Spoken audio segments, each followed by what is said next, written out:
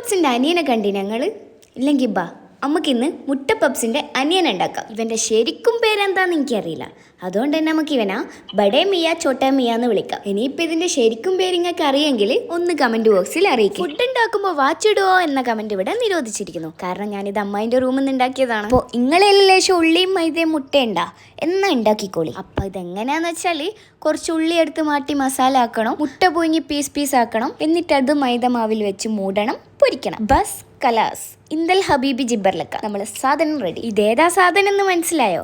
റൂമിലിരുന്ന് പിത്തം പിടിച്ച് പാർട്ട് 2. ഇതേ നുഞ്ച ബഹ്റൈനിലെ ലാസ്റ്റ് സ്പെഷ്യൽ. ഇനിയിപ്പം കുറച്ച് കേരള സ്പെഷ്യലും കോയക്കാൻ്റെ BV സ്പെഷ്യലും അതായത് ജുമ്മാൻ്റെ സ്പെഷ്യലും ഒക്കെ കഴിക്കാലോ. എന്നാൽ പിന്നെ എല്ലാവരും റെഡി സ്റ്റഡി ആയിട്ട് നിന്നോളി. ഇഞ്ചി ഫ്രണ്ടിൻ്റെ കല്യാണം ഒന്ന് കഴിയട്ടെ, ഓരോന്നോരോന്നായി അങ്ങ് ഇട്ടിരുന്നുണ്ട്. അപ്പോൾ ഇന്നത്തെ ചായക്ക് ബഡേ മിയ ചോട്ടേ മിയ. മാസലാമ. Bye bye from Koya's recipe.